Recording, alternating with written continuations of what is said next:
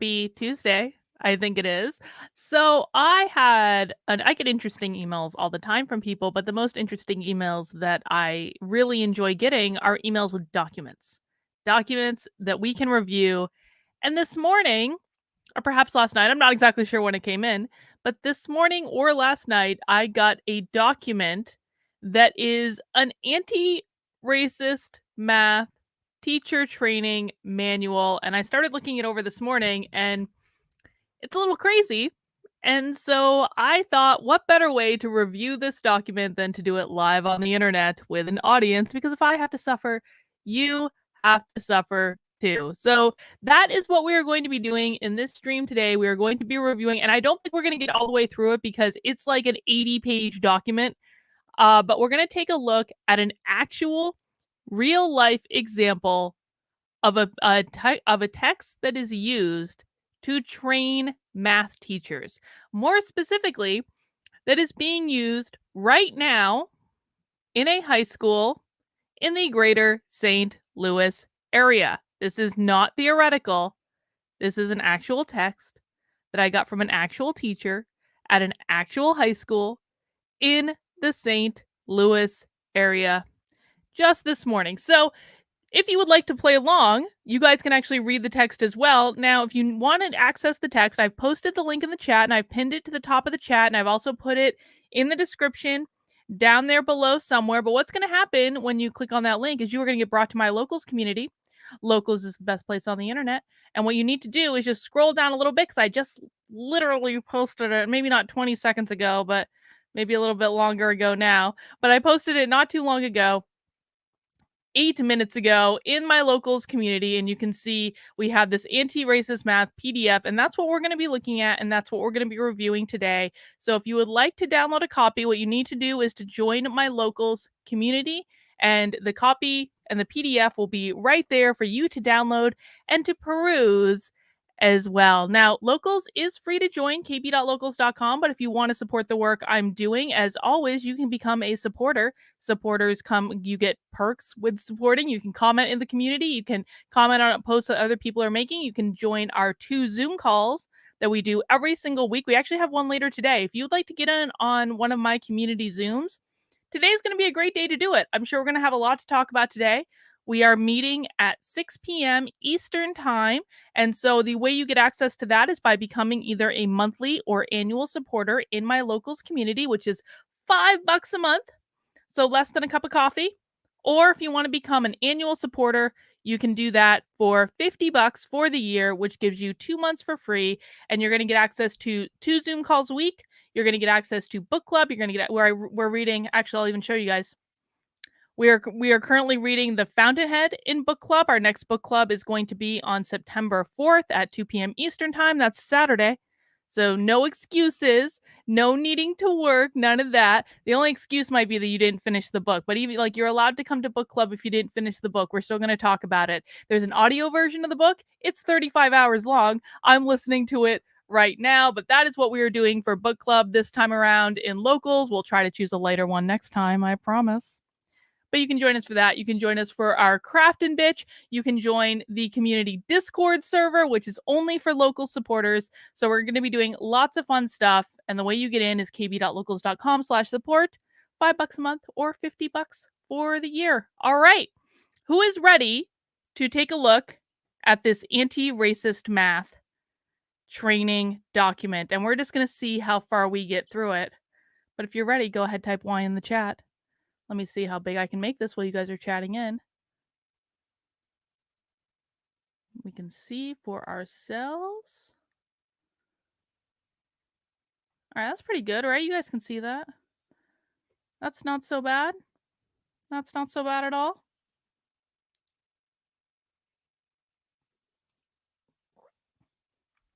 All right. Eric, Lois, Giorgio. Oh, Kieran's here. Excellent. 2 + 2 = 5. Double plus good, yes. Matthew. All right, guys. And like I said, I skimmed through this a little bit, but I'm going to be just looking at it and reacting to it in real time. So you're seeing it as I'm seeing it. And if you want to download the PDF, the link to it is pinned to the top of the chat. Dragon Water wants to know, can you really be ready, I think is what you meant, Dragon Water, for this stuff? I don't ever consider myself ready, but this is what, guys, this is why we do the stream. We're doing this together. We will suffer together. We will support each other. We will mock it openly, because the thing that the woke hate more than anything else is when you mock them. And so if we can take it this time to kind of blow off some steam, mock them in the open, all the better. All right, let me just get my screen situated so I can see the chat. All right, let's see. Exercises. Okay, so the name of the book is A Pathway to Equitable Math Instruction: Dismantling Racism in Mathematics Instruction. Exercises for educators to reflect on their own biases to transform their instructional practice. Dismantling Racism in Mathematics Instruction. The tools provide teachers an opportunity to examine their actions, beliefs, and values around teaching math. The framework for deconstructing racism in mathematics offers essential characteristics of anti racist math educators and critical approaches in dismantling white supremacy in math classrooms by making visible the toxic characteristics of white supremacy culture. Yes, Liberty Lion. Liberty Lion says 2 plus 2 equals mayonnaise. Just disgusting. Yes, Liberty Lion is officially my favorite person so far in the chat today. Congratulations, Liberty Lion. Let's see. Building on the framework, teachers engage with critical praxis in order to shift their instructional beliefs and practices towards anti-racist math education. By centering anti-racism, we model how to be anti-racist math educators with accountability. Hey, Christian's in the chat. Christian, that's a new fancy picture. Hope you're well, my friend. We should do another stream again sometime soon. So, yes. Let's see. What did I want to highlight there? By centering anti-racism, I mean, call me crazy, but like, if you're in math class, shouldn't teaching math be centered? Isn't math hard enough of a subject without centering something completely different? How to use this tool? Well, primarily for math educators. Okay, so the text is literally saying this is intended for people teaching math. This text advocates for a collective approach to dismantling white supremacy. This school-wide approach ensures that anti-racist work is not left alone to one individual, i.e. the math teacher or the director of equity, but to enlist the support and voice of all stakeholders in the school ecosystem. Let's see. Table of contents. Oh, let's look at this. Okay, so before the school, so we're gonna probably go through like the first part of the book. Again, guys, we might have to do several streams to get through this whole thing. I just don't know if I have the sanity and or the voice to read 83 pages of PDF. But like, they've broken it up to like, what is this? What is like basically what are we talking about? Which I think is actually going to be the most. Oh God, it skipped ahead. No. So I think today we're going to focus on the first parts: deconstructing racism in mathematics instruction, dismantling white supremacy in math classrooms, and critical practice, what it means to shift towards an anti-racist education. But look, they've got a whole plan for an entire year for math teachers. We'll see how far we get. Letter to the reader. This workbook provides teachers an opportunity to examine their actions and beliefs. We already read this. This is the same thing they already said. Hang on, I got a couple super chats coming in. Janice Zeal says, I thought math class was about math. No, it is no longer about math. It's now about anti-racism. Nat D says, I grew up in a religious cult. This feels similar. Thankfully, I did not grow up in a religious cult. Let's see. White supremacy culture is the ideology, that white people and the ideas, thoughts, beliefs, and actions of white people are superior to people of color and their ideas and thoughts, beliefs, and actions. Dragonwater said, Carlin, if you were saying you wouldn't engage with this, you would sacrifice your sanity for the world. Well, I certainly have descended into madness in the reading of too much critical race theory. So, I mean, at least they're giving us a definition of white supremacy culture for once. But who wrote this definition? Does anyone in the chat believe that that white people and the ideas, thoughts, beliefs, and actions of white people are superior to people of color? I don't. That sounds pretty racist to me. That sounds like something a critical race theorist would have written because critical race theory or critical race theorists rather seem to be the only people that actually believe that white people's ideas, thoughts, beliefs, and actions are superior to non-white people. But at least they gave us a definition for once, so that's at least something. Culture is powerful precisely because it is so present and at the same time so difficult to name or identify. The characteristics of white supremacy culture are damaging because they are used as norms and standards without being proactively named or chosen by the group. All right. So, this first bit is going to call out the norms and standards which they believe are associated with white supremacy culture. They are damaging to both people of color and to white people. Organizations, we're going to be looking for evidence that these beliefs damage anyone, by the way. Organizations that are people of color led or a majority people of color can also demonstrate damaging characteristics of white supremacy culture. I already know exactly where they got this, by the way. I know exactly what we're going to be reading. Because these people are the people, they've been all over the effing place. Here, I'll even show you. We'll bring this up.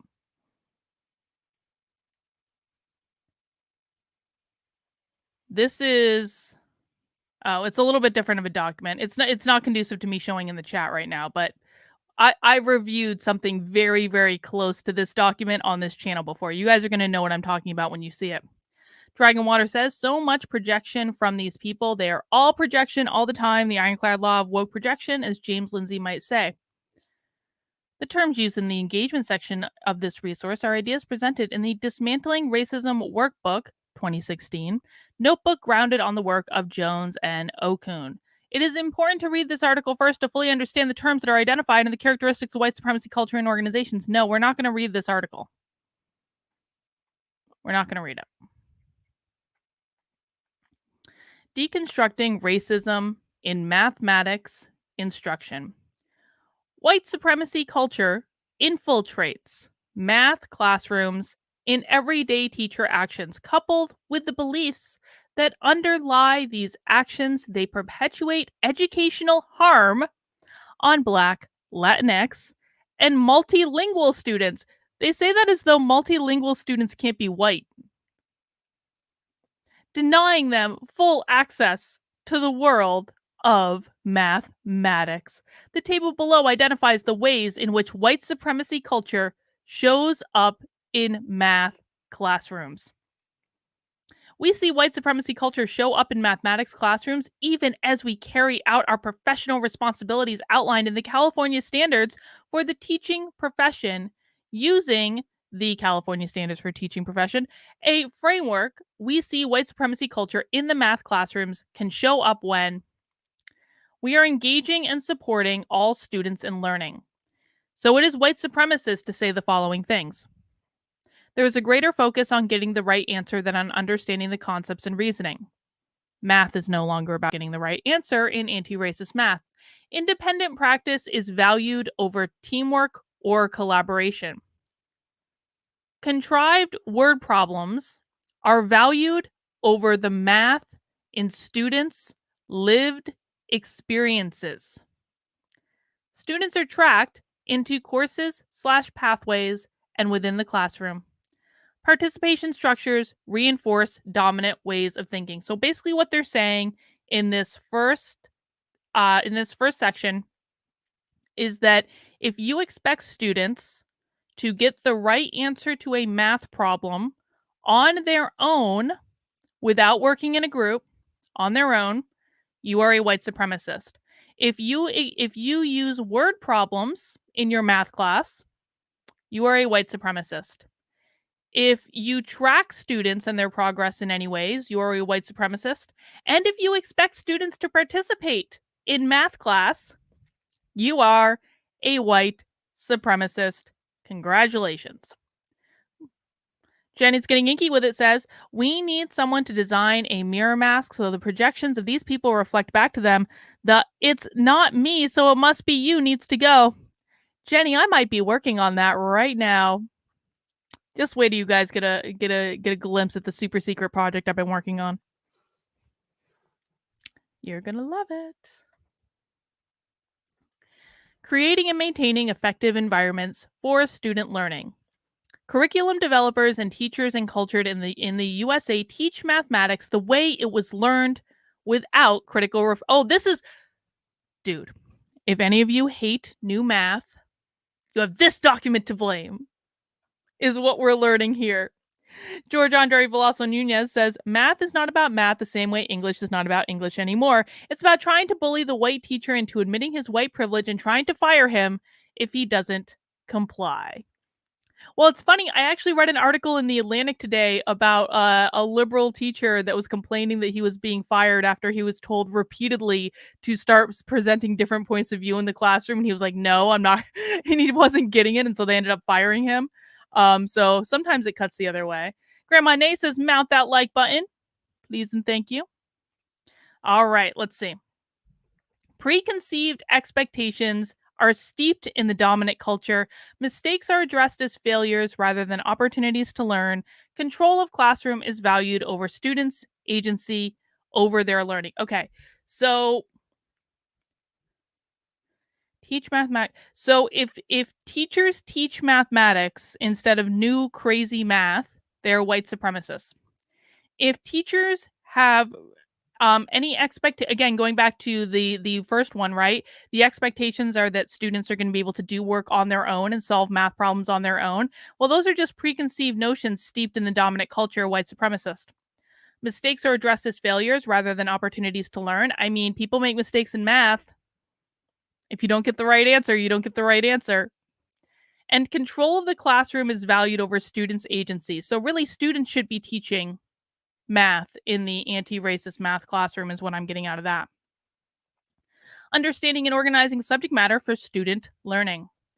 Math is taught in a linear fashion, and skills are taught sequentially without consideration of prerequisite knowledge.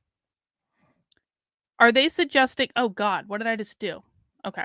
Are they suggesting there that we should be teaching calculus before we teach addition? Because that kind of seems like what it's suggesting is that we shouldn't be teaching math in any sort of sequential way. Superficial curriculum and changes are offered in place of culturally relevant pedagogy and practice. Only content standards guide learning in classroom. Procedural fluency is preferred over conceptual knowledge. Jenny's getting icky with it says, could word problems be a problem because it requires good Jenny, that's exactly what they're saying. You hit the nail on the head with the word problems. They're basically saying that it is white supremacist to teach word problems because it would require Black students to know how to read. So they're making the assumption that Black students can't read. Which, I mean, actually, it's kind of technically correct because, like, reading comprehension levels across all different races of students in the United States are something like 30%. So they are actually technically right that that Black students reading might be a problem. But guess what? It might also be a problem for Latino students and Asian. Well, maybe not so much Asian students because their parents are beating their asses at home if they are doing their work. But I'm joking. That's a joke. But yeah, reading comprehension levels are way down across the board.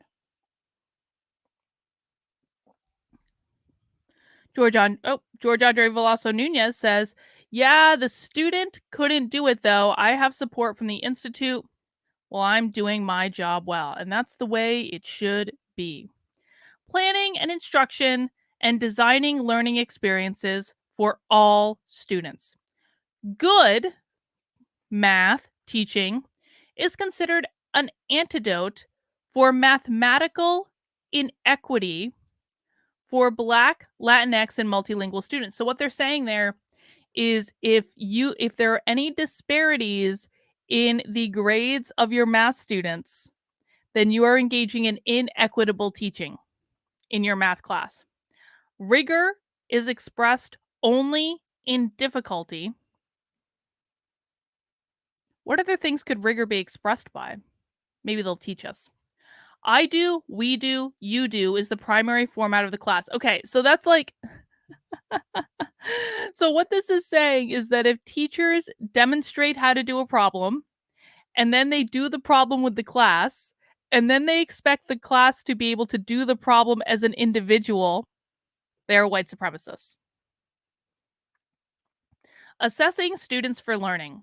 Students are required to show their work in standardized prescribed ways. Showing your work is now racist. Grading practices that center what students, and by the way, there's all sorts of typos in this document, which I find is kind of funny. Students complete typo. Grading practices that center what students don't understand rather than what they do. I mean, what is the point of a grade if we aren't actually requiring correct answers? I don't understand. Language acquisition is equated with mathematical proficiency. To Jenny's getting icky with it, already made the point. The common practices that perpetuate white supremacy culture create and sustain institutional and systemic barriers to equity for Black, Latinx, and multilingual students. And again, I have to ask, like, why do we assume that white people can't be multilingual in order to and why aren't they even mentioning Asians? I mean, I find it a little bit racist that they aren't even mentioning Asian students. They're not mentioning Asians, of course, because Asians kick all of our asses in math.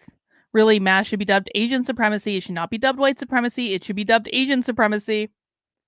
In order to dismantle these barriers, we must identify what it means to be an anti-racist math educator. Ooh, okay.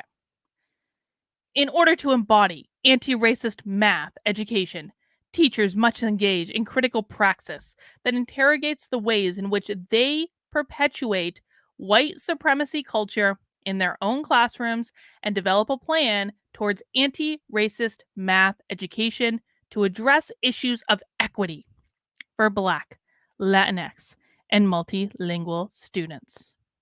Oh, and they've got Kendi quoted. Isn't that nice? They have a resource there. I know what that is. The only way to undo racism is to consistently identify and describe it and then dismantle it. Dragonwater said math should be dubbed torture.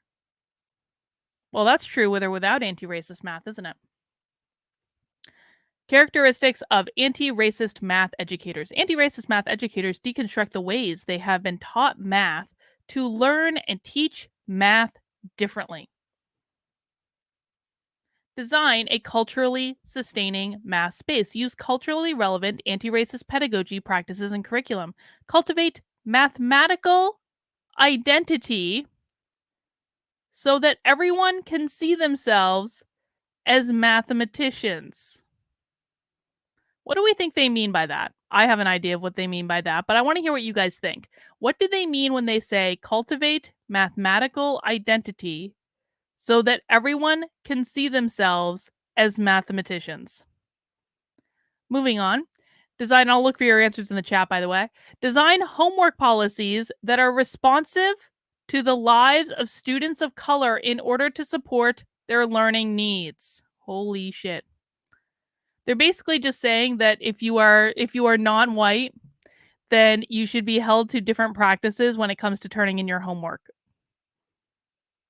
Yeah, they're talking about representations. I wouldn't say not lowering the standards. No. No.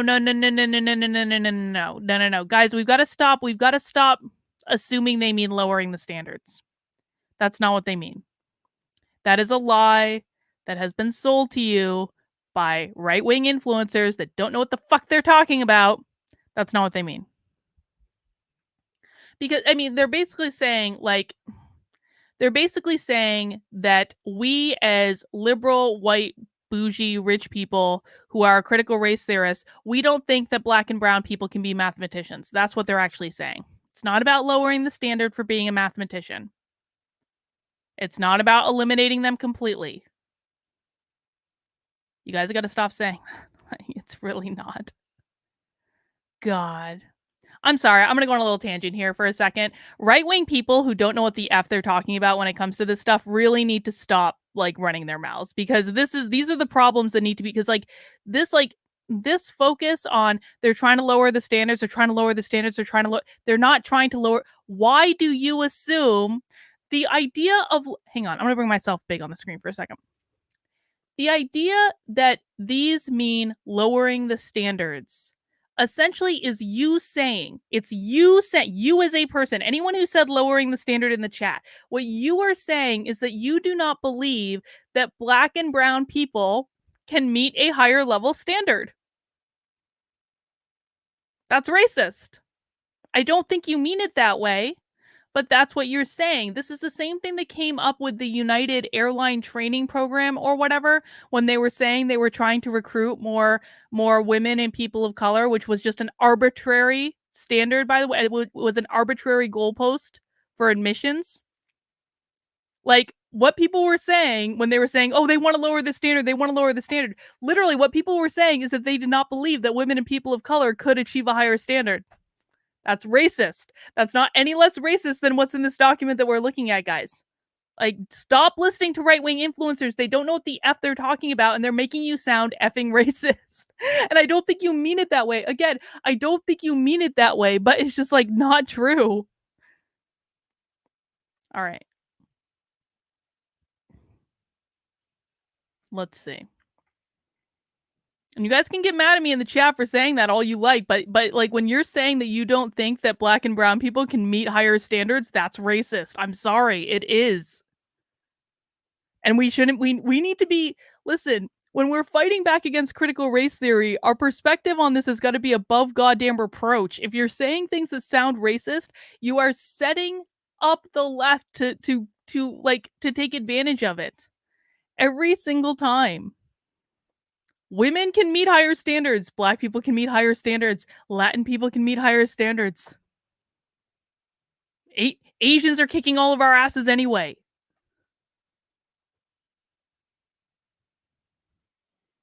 You have to think about how what you're saying is going to be perceived.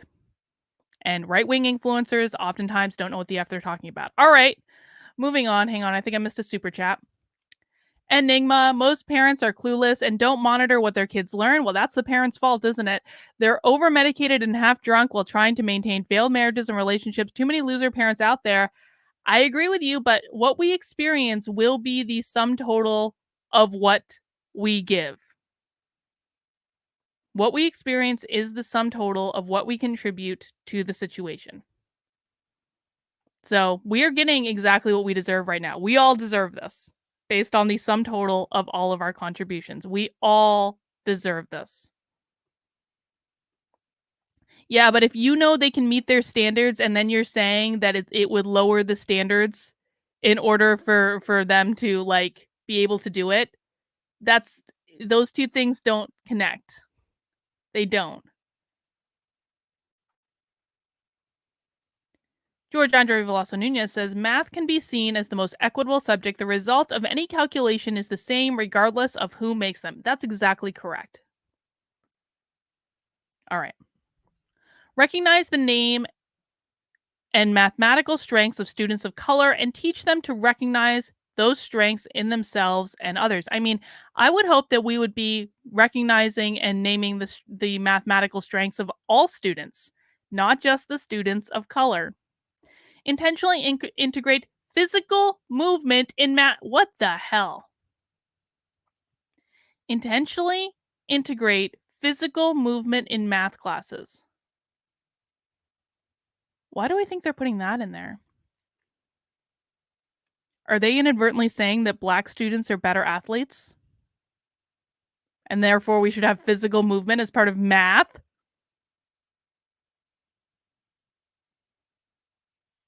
No, this is racist. Sorry, Trish, I'm calling this out. Like, no. Oh wait, maybe I read it. Maybe I read it wrong. Hang on, let me make sure I'm reading it correctly. They don't believe black communities are capable of education. Okay, Trish, I take that back. I read that wrong. That was my fault. I apologize. I can admit when I'm wrong. No, I think you're right there. I think you're correct. All right. Center ethno-mathematics. Recognize the ways that communities of color engage in mathematics and problem solving in their everyday lives. Teach that mathematics can help solve problems affecting students' communities. Model the use of math as a solution to their immediate problems, needs, or desires. Identify the challenge. I mean, again, that seems like it would be good for everyone. Identify the challenges, the ways that math is used to uphold a capitalist, imperialist, racist views. Oh, there it is, isn't it? There it is. There it is. Anti-racist math.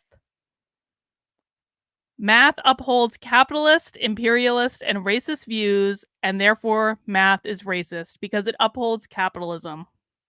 And anti-racist math will try to dismantle capitalism. There it is. You can always find it.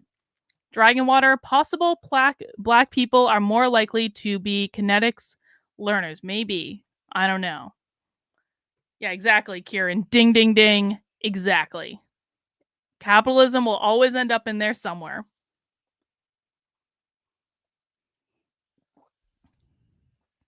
Teach the value of math as both an abstract concept and as an everyday useful tool. Expose students to examples of people who have used math as resistance. Math as resistance. Providing learning opportunities that use math as resistance. Make rigor accessible through strong and thoughtful scaffolding. Hang on one sec.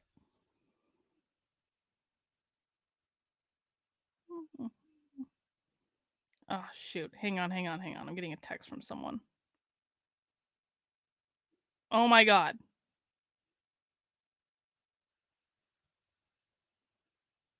All right. I thought that was more important than it was. Sorry guys. Okay. Teach richful, thoughtful, complex mathematics. Teach rigorous mathematics. Understanding that rigor is characterized through exhaustive and thorough, exhaustive and interdisciplinary. Use mistakes as opportunities for learning. Recognize mistakes as miscommunicated knowledge. Allow for engagement in productive strategies. Or excuse me, productive struggle. Holy shit. Productive struggle. Why should there be productive struggle in math class?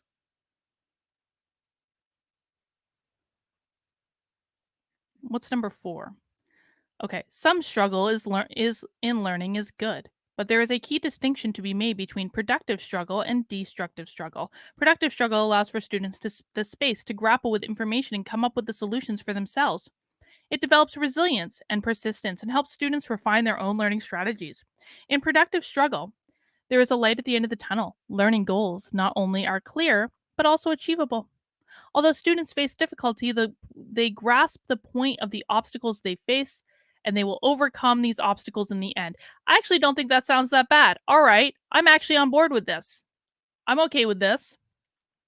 Destructive struggle is different. Students cannot see how the difficulty or confusion they're experiencing will lead to any beneficial outcome. Learning goals seem unclear, even impossible. The students feel like their efforts are in vain and they get frustrated and give up. I'm I'm actually like pretty fine with that. I'm actually okay with that. Okay.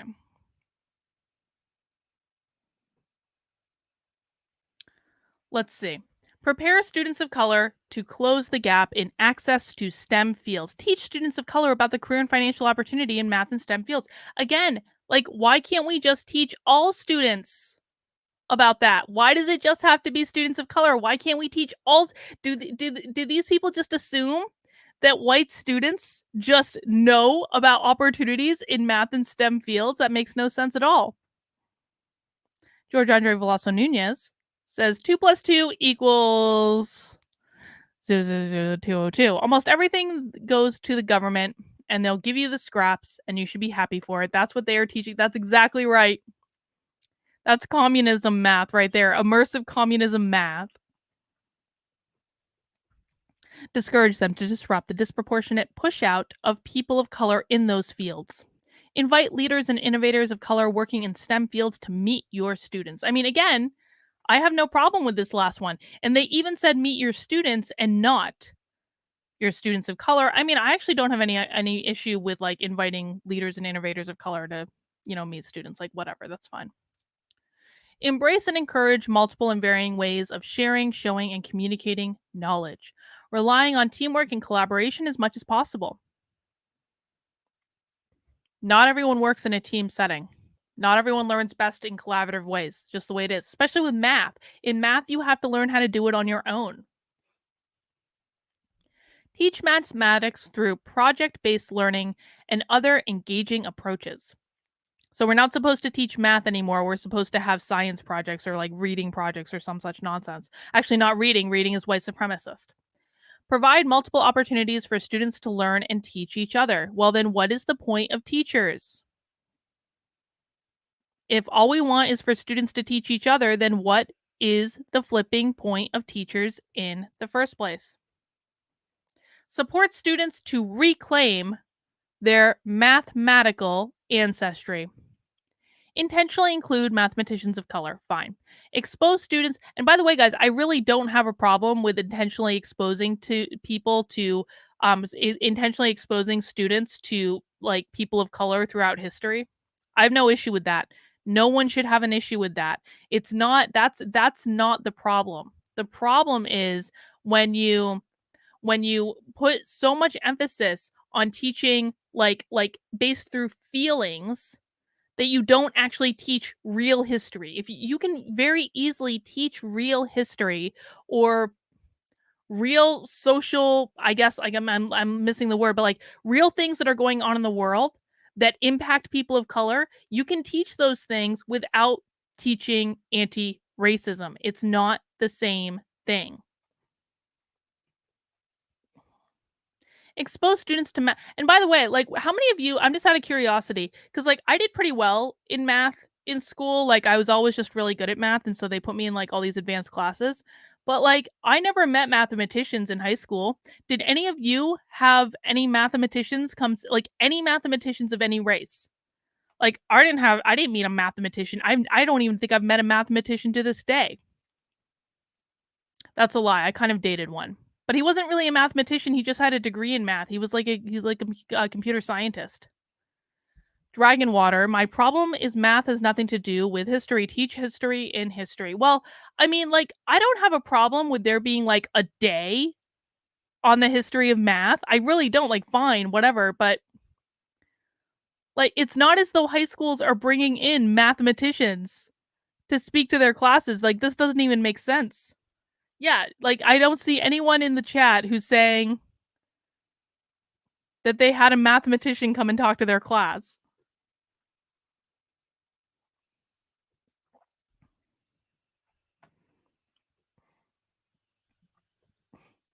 Expose students, oh, here we go. Expose students to mathematicians of color, particularly women of color and queer mathematicians of color, both through historical examples and by inviting community guest speakers. So now not only do we have to have mathematicians, but we have to have queer mathematicians of color. And the pool just gets smaller. Teach students of color about their mathematical legacy and ancestral connection and mastery of math. What does that even mean? What does it even teach students of color about their mathematical legacy and ancestral connection and mastery of math? I have no idea what that even means. Honor and acknowledge the mathematical knowledge of students of color, even if it shows up unconventionally. Give rightful credit to the discovery of math concepts by mathematicians of color. Reclaim concepts attributed to white mathematicians that should be attributed to mathematicians of color. All right. Critical praxis. Shifting towards anti racist math education.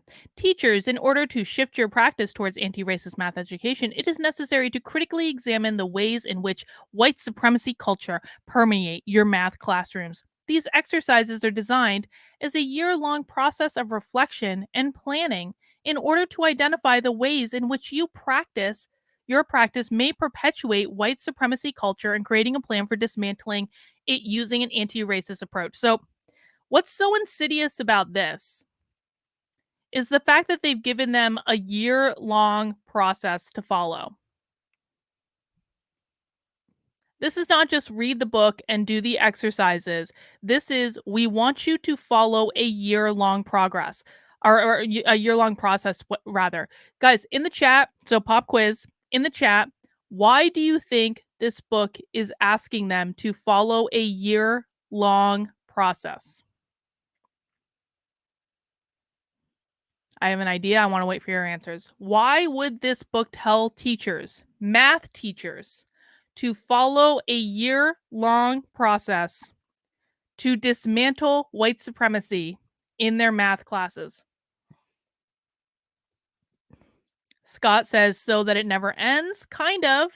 Kind of. Not exactly what I'm looking for, but kind of. Yeah, we know they always say you have to do the work. The work never ends. Nat D says, "I believe in everyone's potential, but they don't." Yeah, well, that's cool. That's cool. It's great to believe in everyone's potential, but then we can't say we're lowering the standards by having black people and women in these positions, right? You have to believe in the potential of everyone. Yes. Okay, you guys are getting it. Yes. Indoctrination, indoctrination. That's exactly right. It's not about teacher evaluation. So the year-long process is about creating a habit, because the thing of it is so okay, so I did a video about a month ago or so about like why in most workplaces like diversity training's really not going to make that much of a difference. And the reason that it is because if you bring in a diversity trainer and they do a full day workshop whatever, and then and everyone's required to go to the workshop, everyone's required to admit they're racist, all those things. But if there's no follow-up to that workshop, it's going to go nowhere. Because if you just do something one time and there's no follow-up and there's no additional steps that need to be taken, the knowledge just flies out of people's heads. It's like it disappears, right? So by asking them to follow a year-long process, what they're trying to do is to develop into a habit, develop into something they have to constantly revisit. Someone in the chat says it takes 21 days to form a new habit. Kind of. Like, not really, though, because the thing of it is with forming a new habit is around the 2 to 3 week mark, a lot of people go back. They go back to doing things the way it was before.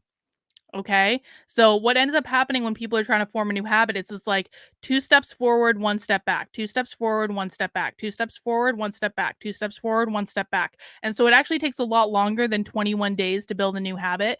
Typically, I think it takes really about like 3 months to like really solidify that in there, because you're going to make mistakes. You're going to go back and then you have to get back in the game. So this is about repetition. This is about doing it over and over and over and making it a part of their daily lives. That's why this is so insidious. Each month, you will complete a set of exercises outlined in the calendar. You will complete a 5 step cycle as follows: engage with the ways the white supremacy culture show up in your math classroom, reflect on your current classroom practices to identify the ways in which they may perpetuate white supremacy culture. Plan to dismantle white supremacy by creating a goal that incorporates specific anti racist practices. Act with accountability by carrying out the plan. Reflect on the ways in which your practices align with anti racist math education. All right. Oh, we're getting into it. Before the school year. Okay. White supremacy culture shows up in math classrooms when preconceived expectations are seeped in the dominant culture. This is a class, and what do they mean by dominant culture? Anyone in the chat for a gold star? What do they mean every time they say dominant culture?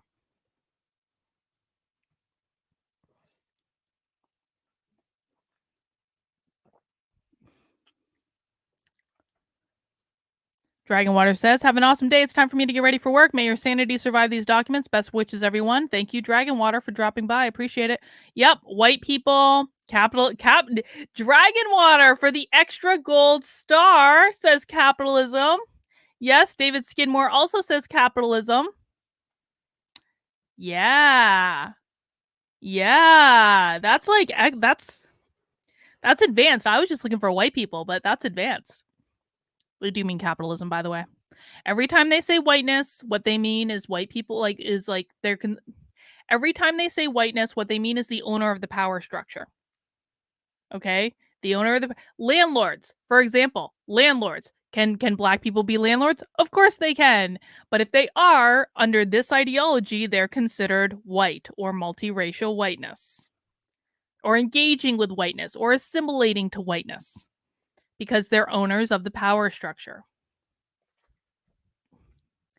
This is a classic example of either or thinking. If parents don't show the characteristics of what I think a good parent is, then that parent is bad. If students don't show the characteristic of what I think a good student is, then that student is bad. This thinking creates meritocracy.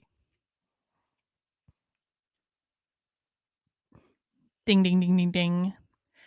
Students have to pull themselves up by their bootstraps, and if they fail, it's their fault. It does not give room for the systemic reasons students fail, which often lie in problematic expectations. So, what they're saying there is that if you expect non white students to be able to solve math problems in math class, and you teach, and going back to where was it? Where was it? So we have this one here. Remember, they said the idea that I do. Oh, why isn't it letting me highlight this? It wants me to click a link. Remember, it says like, so I do, we do, you do is an example of white supremacy in math class, right? So what they're saying is that if you demonstrate how to solve a math problem, and then you do that math problem together as a collective unit, and then after at the third time you're doing the math problem, you expect the student to be able to do the math problem on their own, and then they fail and they don't do the problem on their own after you demonstrated it once, after you did it as a group. The reason the student failed wasn't that they weren't paying attention. It wasn't that they just weren't engaged in the class. It wasn't that they didn't ask questions. It was because of systemic reasons, and it was the teacher's fault for having unrealistic expectations that showing the student how to do the problem, doing the problem with a group of students, and then expecting the student to do the problem on their own. That's just like the reason they failed is just the expectations were not correct. Now, notice they haven't actually provided alternatives. The alternative they did provide was earlier in the book where they said that non-white students should be held to different expectations when it comes to homework. That apparently is the only solution.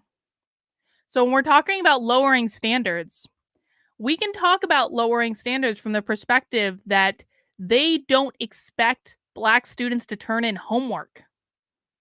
That's a lowering of a standard. But it's not to say that Black students can't turn in homework and can't get right answers, but they don't expect them to even do the work because of their race. That's racist. Yeah, lowering expectations, lowering expectations. But you, again, guys, you've got to be really, really careful when you're talking about this, because if you say it one way, you kind of sound a little racist. If you say it another way, you point out how this entire ideology is, in fact, the thing that's racist. Yep. None of this stuff is racist against white people. This is literal white supremacy. I mean, they even say, they say it. Hang on. In their definition of white supremacy culture, they say that white supremacy culture is the idea that white people, ideas, thoughts, beliefs, or actions of white people are superior to people of color. They are the ones that are placing white people as the norm, as the default, as the superior idea. That is coming from critical race theory. That's not coming from the opponents of critical race theory. That's coming from critical race theory itself. Okay. Instead, provide students and parents with opportunities to give feedback to teachers about the classroom instruction. Identify expectations, unpack why they have them, and reframe if necessary. Okay, so basically their solution to asking students to work hard is to have parents come in and complain about something. I don't even know. As a department, identify expectations both within and across classrooms and interrogate them for ways in which they uphold white supremacy culture and other dominant ways of being. Realign them with anti-racist social justice, transformative justice, and restorative justice practices. This literally doesn't say anything. They've given no viable alternative. Before the school year, what are my expectations for the school year? Okay. What are my first thoughts when a student does not meet my expectations? What are the first thoughts when a parent does not meet my expectations? Can I reframe my thinking and judgment and incorporate more unbiased information to the situation? What does or how does structural racism impact the families, communities connected to my school? This is for math. This is for math. So what are the expectations? Like the expectations are literally that students can do math. After being taught how to do math, after being given multiple opportunities to learn how to do math, the expectation is that it should be that students can do math.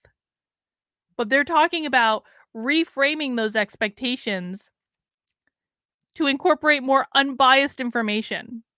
So what they're saying is that expecting students to get the correct answer to a math problem is biased information, and we need to incorporate more unbiased information into the process. And by unbiased information, what they really mean is structural racism. How might structural racism have prevented these students from not getting the correct answer in math? How can I incorporate anti racist practices in my classroom? My goals for the academic year are the anti racist characteristics I want to work in this year are, oh, fuck, they're having them do the why. That's like a coaching technique to get people to follow through on things. What are my, these are the steps they're having them make an anti racist math plan. Blank will hold me, they're having people assign themselves an accountability buddy. They have to find an anti racist friend and then do reflection.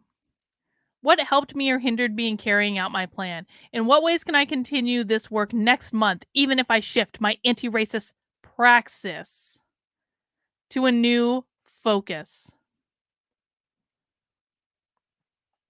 How did engaging students in anti racist work help my students succeed? Do you notice that there is no question about how engaging in anti racist work may have hindered student progress and success? They aren't even allowed to consider it. They are not even allowed in the course of this document to consider how their work may have hindered student success. They're only allowed to consider how it supported student success.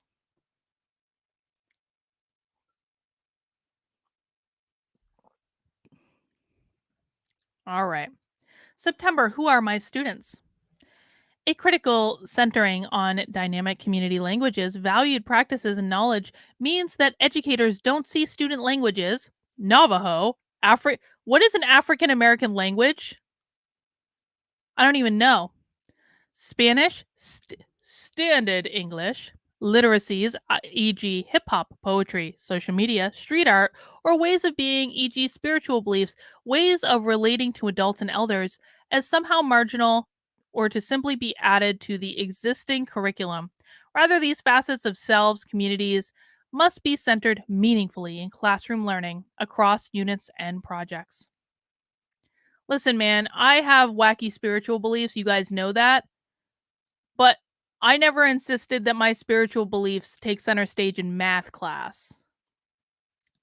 I guarantee you that this book is handed to parents. I guarantee you that this book is handed to my parents in India. Any Asian parents, they'll burn it with a smile on their face, glare at their kids to work harder.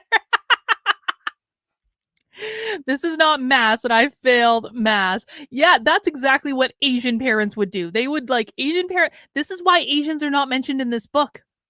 Asians have not yet been mentioned once in this book because Asian parents are having none of this crap. None.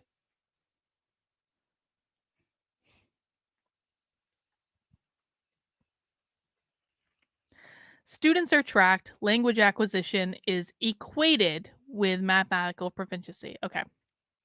White supremacy culture shows up in math class, and we actually might get through this because we're going quick now. White supremacy culture shows up in math classrooms when students are tracked into courses or pathways within a classroom. Too often, students are tracked based on the notion that adults know what the right thing is for them, which does not allow room for student agency. Reinforcing paternalism and power hoarding. Power hoarding, power hoarding. It all comes back to power. I haven't actually seen the word power hoarding though. Often, placement into different tracks reflects subjective measures of innate ability without acknowledging prior opportunities or experiences. Following the same vein, leadership often decides whether teacher is right for which course or which teacher is right for which course without allowing input from the teachers, students, and parents. I mean, when I got placed into like advanced placement math classes when I was in like seventh grade, it was because I did well on a test. That was what put me on an advanced track. It was because I did well on a test. That was it. It wasn't because of any subjective view. It's because I did well on a test, which should be the only standard when it comes to doing math. This is not English. It's not reading comprehension. It's not history. This is not social studies. None of this is not subjective. Either you can do math or you can't.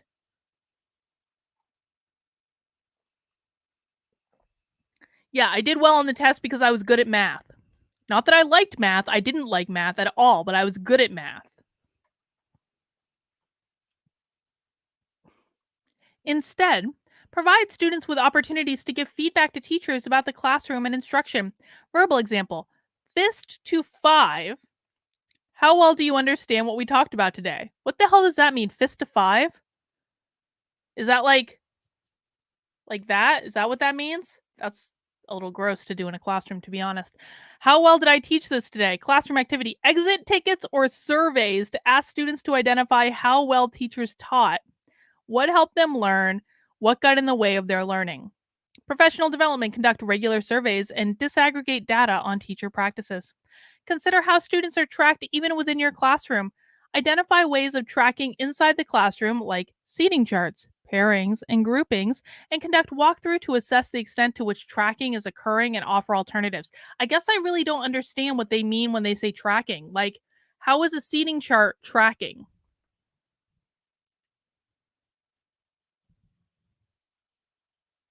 Wait, is that true? Is it like BLM, like fist to I don't understand.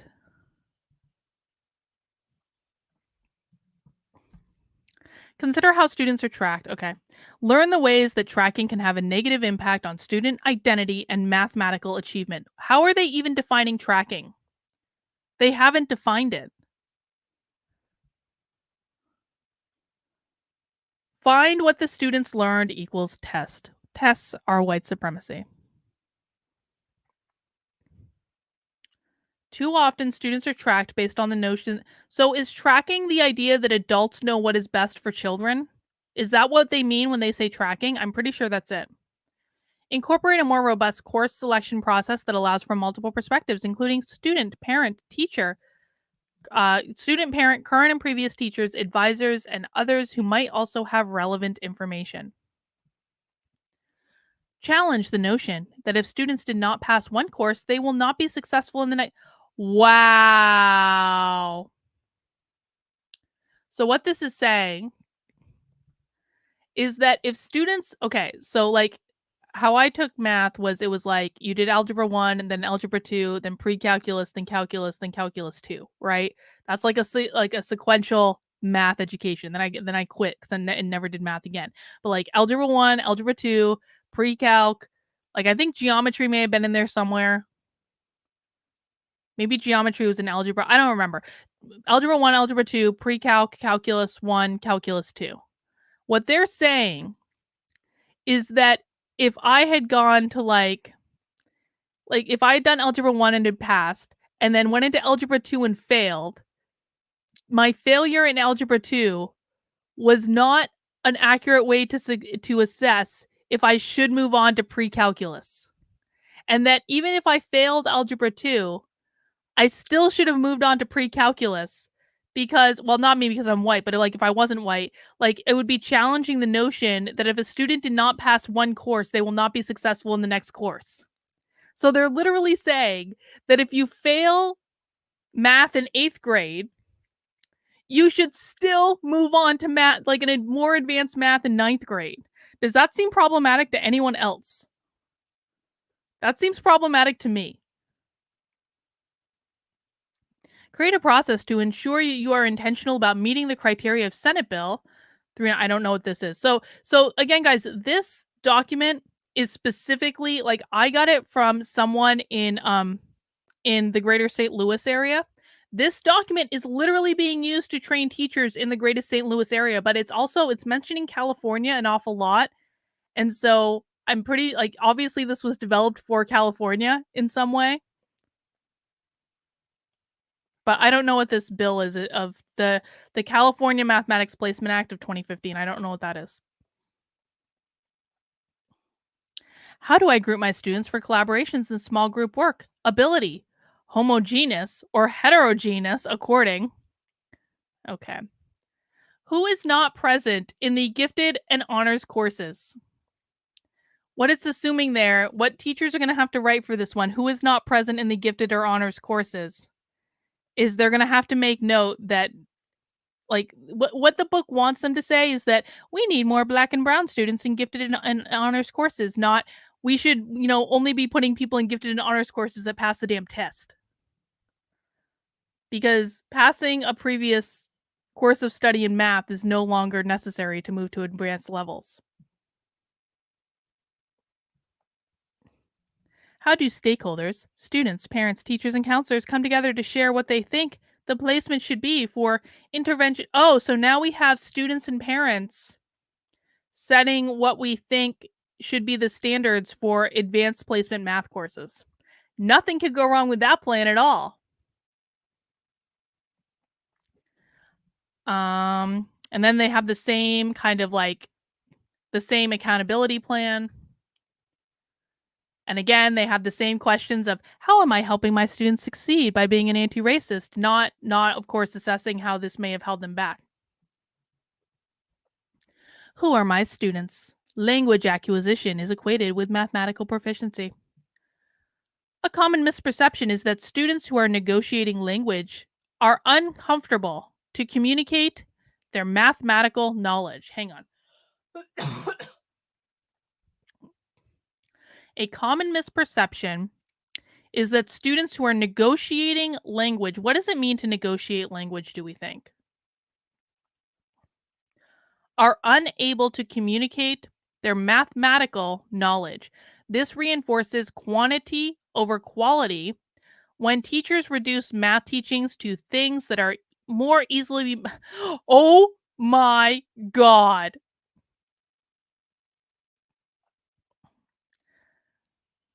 I'm going to read this sentence again. This reinforces quantity over quality when teachers reduce math teachings to things that are easily measurable, like literal math.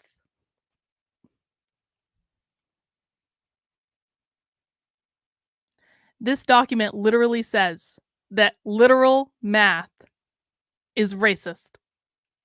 And that when teachers expect students to do literal math, they are engaging in a white supremacy culture.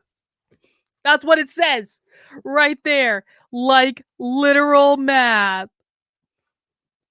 This not only denies opportunities for more engagement through more rigorous math, but it also creates a dynamic of paternalism where teachers are deciding for students what math they should interact with without true consideration of the student's experience. The idea that mathematics instruction has to happen separately from language reinforces either or thinking, then considering how they interact and build upon each other.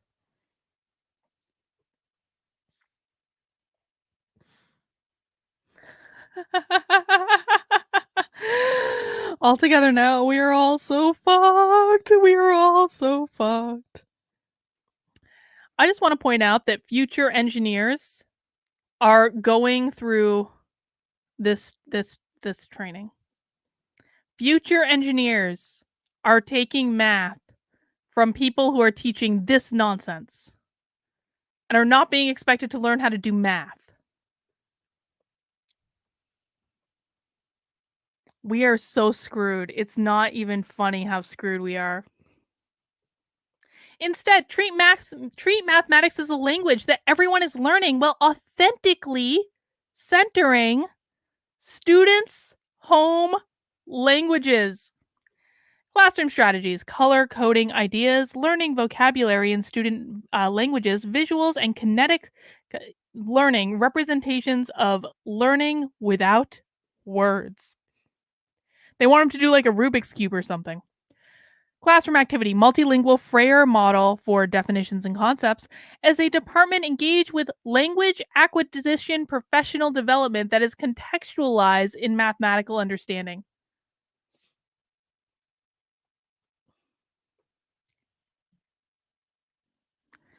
How do I work with students who are navigating language?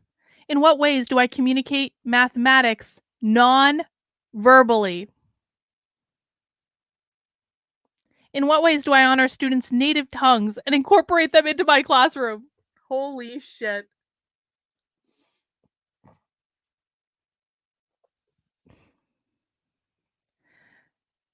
There was a time when we thought that mathematics was like the universal language. Do you guys remember the movie Contact? Or it's based on a book too, but I only saw the movie. I started reading the book. I still have the book on Audible, but like the movie Contact's a great effing movie. And the whole idea of the movie Contact is that aliens are communicating with us through math because math is the universal language. These people are going to destroy any possibility that aliens will be able to communicate with us through math by making math subjective.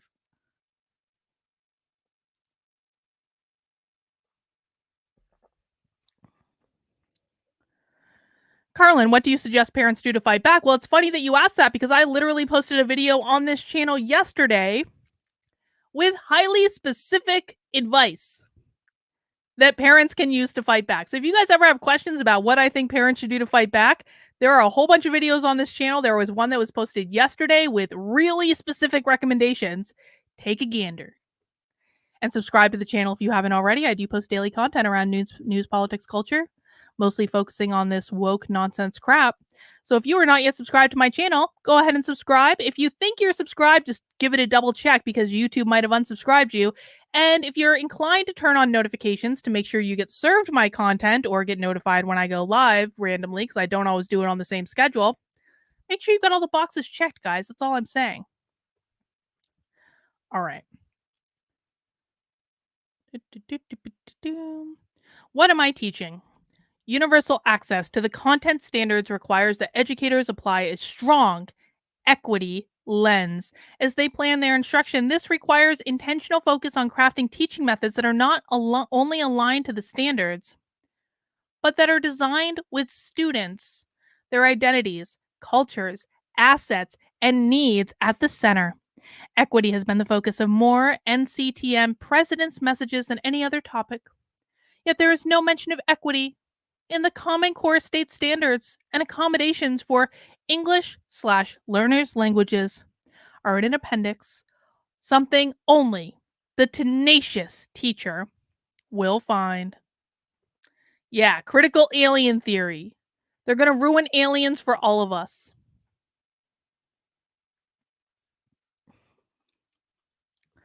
Six Semper Tyrannis, quantity over quality means filling a position regardless if the individual is good at it or not. How trucking industry works. Yeah. I mean, sometimes you have to take what you can get though, right? Sometimes like it's okay to have someone that isn't like, you can't always have like the very best people for everything. You also have to have a training pipeline to make better people. Yay. Thank you for subscribing. George Andre Veloso Nunez says, I did my high school abroad, and the only subject I didn't have a problem with the language barrier was math. Well, it's a good thing you already went through high school because now they'd be effing that up too.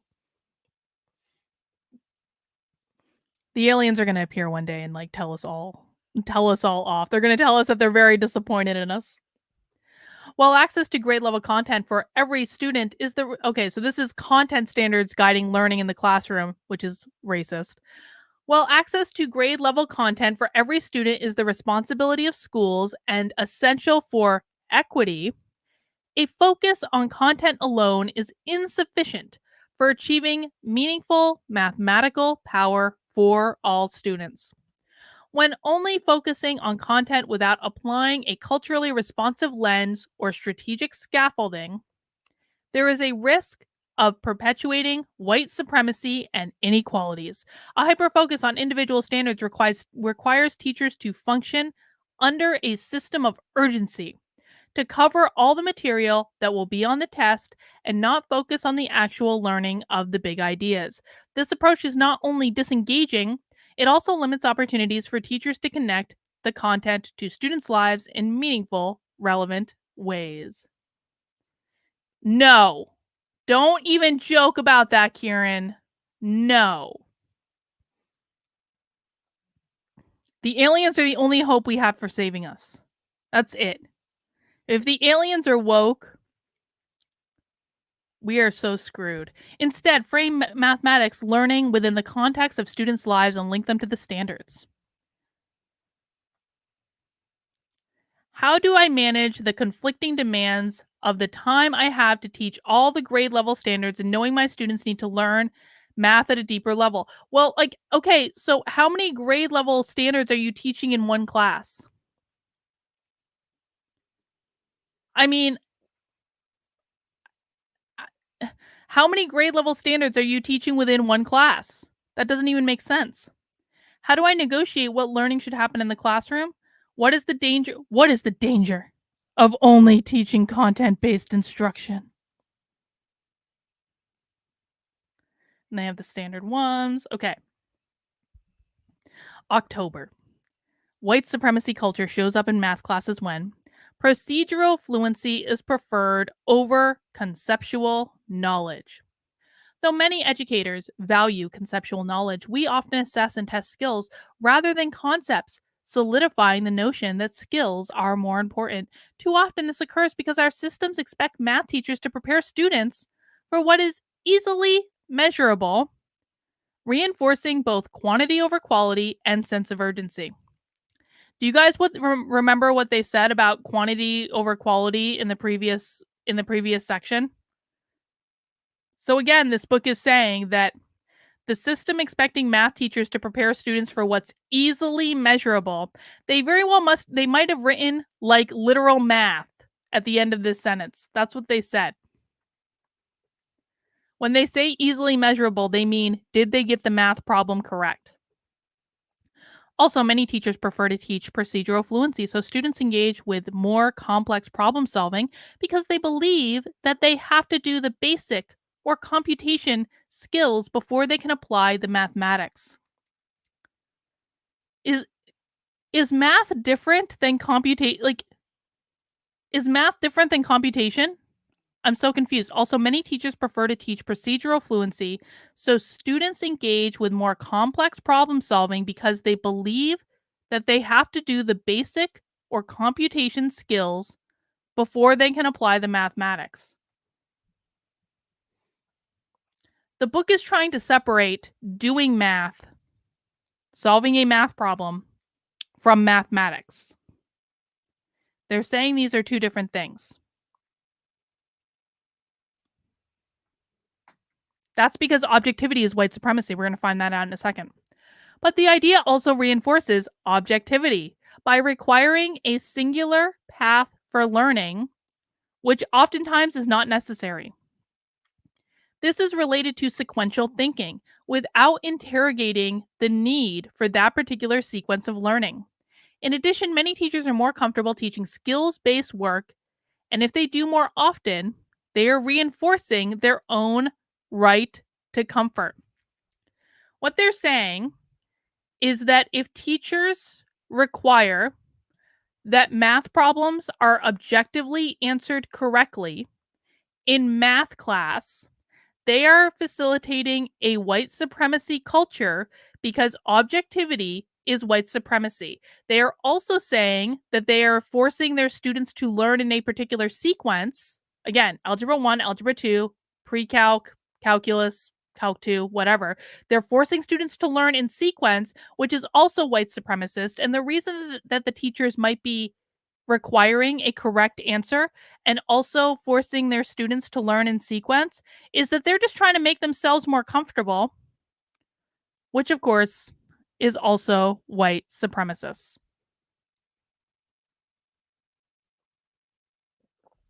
All right. Begin with conceptual knowledge and build the skills along the way. Verbal example. At the end of the unit, we are going to have a carnival celebration where we determine whether the games are fair or not using probability. Let's think about some of the games that we can play. Are you likely to win? I mean, I'm not opposed to having a discussion about how carnival games are all rigged. That's fine, but it has nothing to do with effing math. I mean, okay, no, it does have to do with math. It does, but not in the way that you're teaching it in school. I used to always win the goldfish at the carnival. I would throw the ping pong ball into the fish bowl. My parents would always be pissed because I'd always end up coming home with a goldfish that would die in 2 months and that they'd always have to feed. I always won that game. What was your guys' favorite carnival game? I liked the goldfish game. I liked the game where you put the quarter on the colored square and they spin the wheel and you win a giant stuffed animal if it lands on your square. I liked that game. I liked the darts with the balloons and they placed the balloons so much apart so that it was like harder to pop the balloon and they wouldn't inflate the balloons as much so the dart would bounce off of them. I love carnival games. So many good carnival games. Wouldn't it be amazing if someone created an anti-racist carnival? I'm just saying. I'm just saying. Skee ball. Someone else got the goldfish one. Pin. David, I'm not reading yours. Carnival games are fun. Let the standards guide whether you are teaching procedural or conceptual knowledge according to the aspect of rigor embedded in it. Is blackjack a carnival game? I don't think blackjack's a card. Whack a woke. Write that one down, Karen. As an educator, consider whether you know mathematics deeply. Is your wow. Holy shit. Look at this.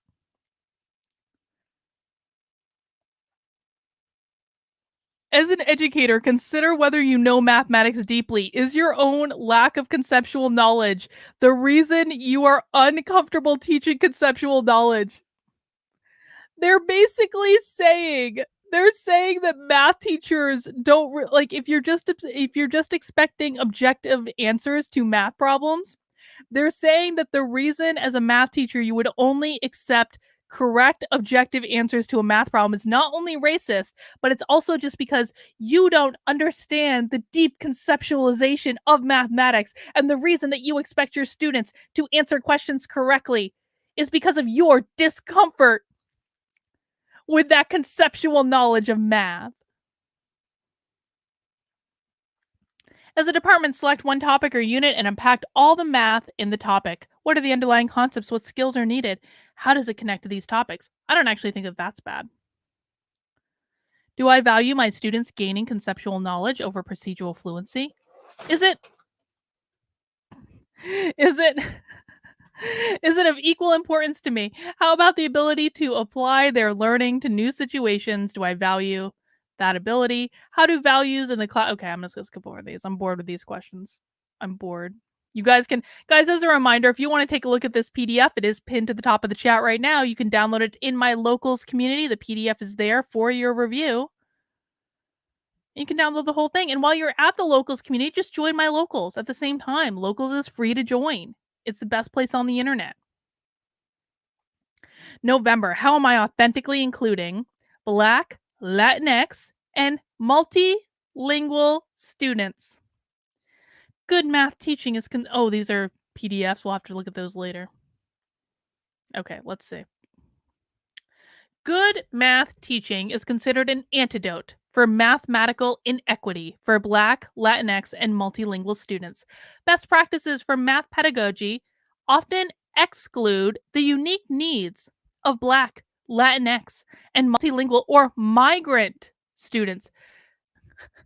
This reinforces either or thinking by reinforcing stereotypes about mathematical education that certain groups receive. Who created those stereotypes? Literally, no one had these stereotypes at all until anti-racist educators introduced the idea of these stereotypes.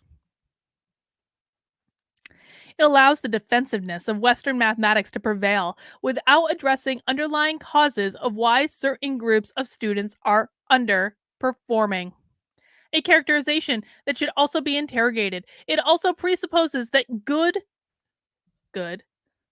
math teaching is about a Eurocentric type of mathematics devoid of cultural ways of being. Eurocentric mathematics.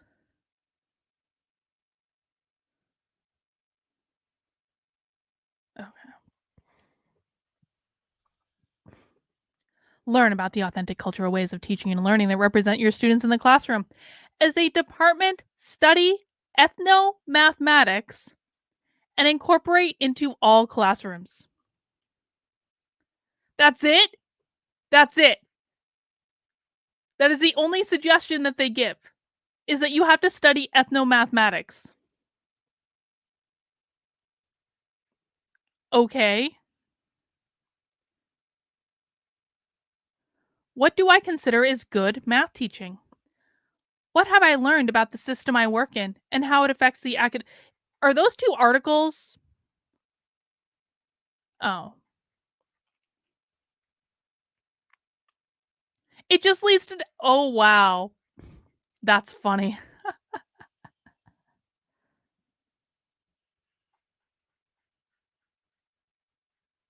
Okay, so it leads to the next one. Okay, let's go down to the next one. Superficial curriculum changes are offered in place of culturally relevant pedagogy and practice. Instead of delving into the deep and critical work of culturally relevant pedagogy and practice, math teachers often reinforce the right to comfort by making superficial changes, such as converting the names in word problems to more ethnic sounding names. Even for teachers who engage with more rigorous practices, often limit the incorporation of culture to easier math topics like data.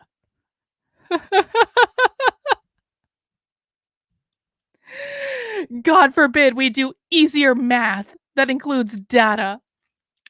Highlighting inequity between groups without deeper analysis, often telling only one story about people, which can perpetuate deficient narratives and be dangerous. Math is dangerous. Instead, you want to incorporate true culturally relevant pedagogy, practice, and curriculum. Verbal example. What are some of your family traditions? Okay, these are questions that they want them asking in math class. In math class.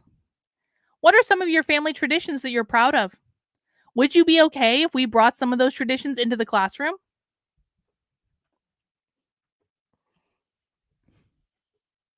What do family traditions have to do with math? Can you guys think of any family tradition that you might have that has anything to do with teaching and learning math? Chat it in if you do. I'm honestly like, I can't think of anything. Classroom activity. Use Ankara fabric to teach mathematical concepts such as tessellations, fractions, area, percentages. I don't know what that fabric is. Yeah, L good. We're reading The Fountainhead in locals right now for book club in a couple weeks, so make sure you're getting on the book. Catch up with us. We'd love to have you. Get training on culturally relevant pedagogy specific to math content as well as teaching math.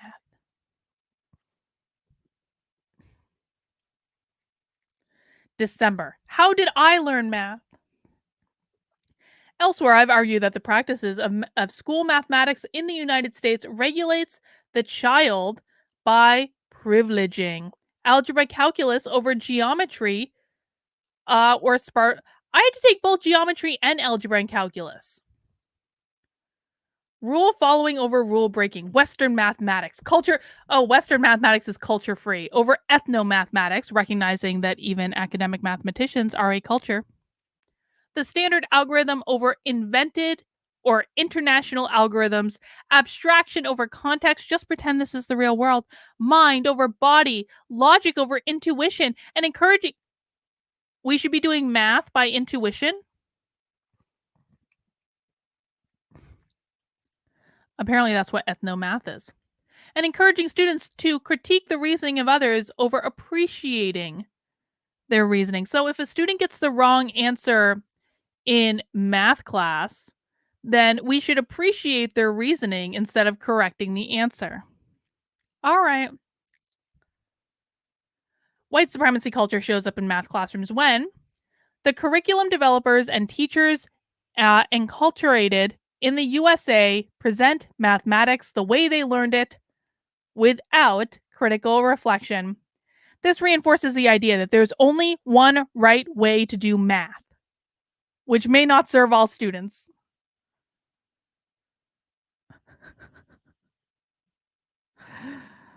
Oh my god. The history of mathematics, its colonization, and what is deemed acceptable knowledge is rich, complex, and therefore the way mathematics is taught in the United States needs to be interrogated because it currently centers Western, Eurocentric ways of processing and knowing information. When students were taught differently, when students who are taught differently are required to learn this way, they either have to unlearn their. Okay, we're talking about students in like K through 12 schools. So saying that these students have to unlearn the way they've always done math before is just not correct because they have never learned how to do math before. We're not talking about 40-year-old women here. We're talking about people in K through 12 school. When students who are taught differently are required to learn in this way, they either have to unlearn their learned native traditions to meet teacher expectations, or they are deprived of learning math in their ancestral history. For curriculum developers and teachers, presenting math the way they learned also reinforces the right to comfort because to conform is easier than to challenge themselves and the field to teach math differently. Verbal example. Why do you think we call it? I have no idea how to say that. The theorem when it was used before he was ever born. What should we call it instead? So, renaming the names of theorems is now considered math. Learn about different bases, numerical ideas, base 2, binary, and connections to computer programming.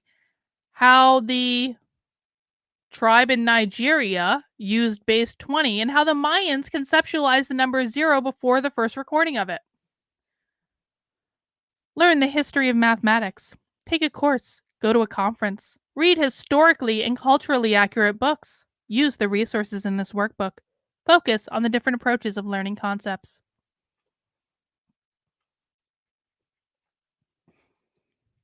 White supremacy culture shows up in math classes when I do, we do, you do is the primary format of the class. This structure of this structure of direct instruction doesn't allow for the full range of ways of thinking, reinforcing objectivity and the idea that there is only one right way, because it is potentially dismissive of students' own ways of processing and also stifles creativity. It also reinforces paternalism because the way teachers model become the standard for student learning.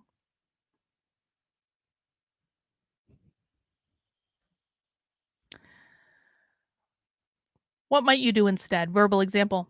How might you all go about this? What do you notice? Incorporate explorations where students interact with mathematics in a way that allows them to discover the experience of mathematics. This is insanity. If teachers are not showing students how to do math, then what are they teaching? I mean, serious question. If teachers are not if teachers teaching children how to do math is considered white supremacy, then what exactly are they flipping teaching in the first place? Interrogate ways that you were taught and break the cycle of teaching the way by learning different ways to approach the concepts. In addition, learn how to develop project based learning, experiential learning, and exploration learning.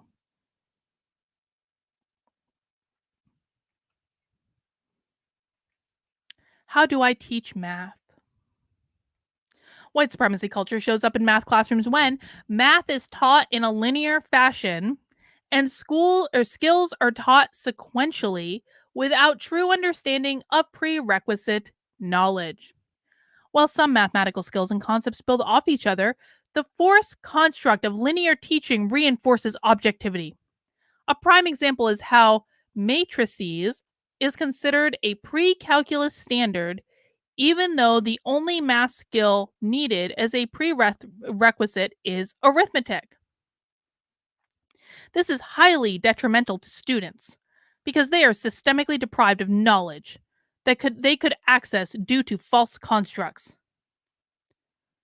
Math teachers have internalized the sequence that have been predetermined by standards and textbooks rather than sequence learning based on the prerequisite knowledge. In general, teachers teach math like a ladder rather than a web. Listen, man, as someone who did pretty well in math in high school, I promise you, you are not missing anything by not taking pre goddamn calculus.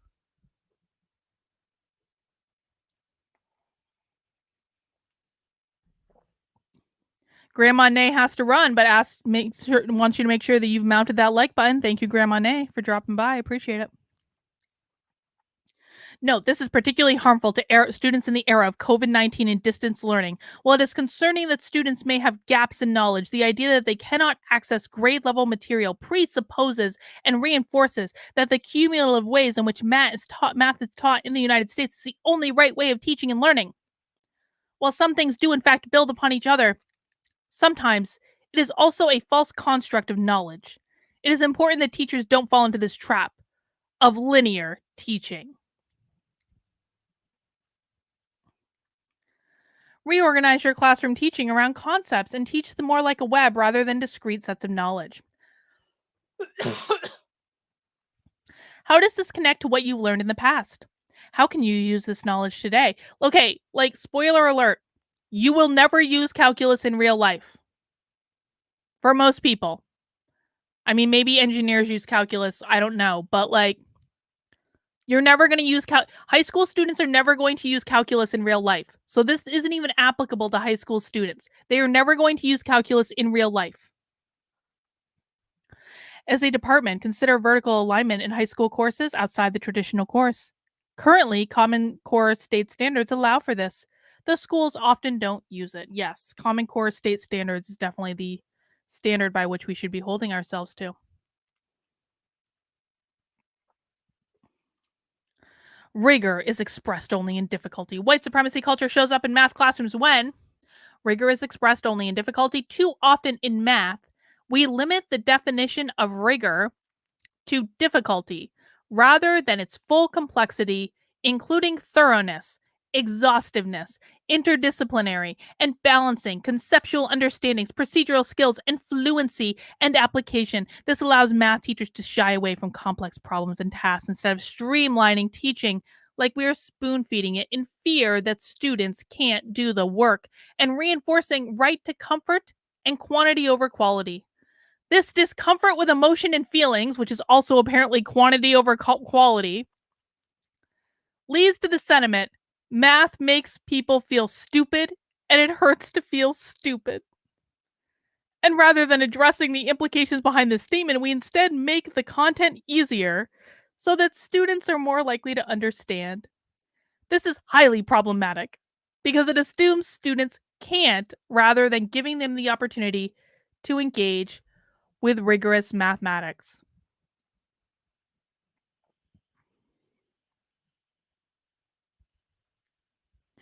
I mean,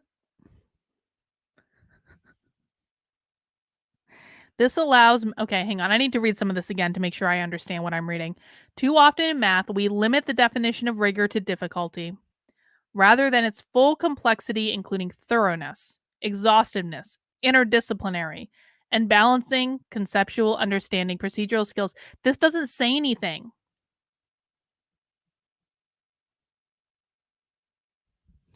I don't under okay.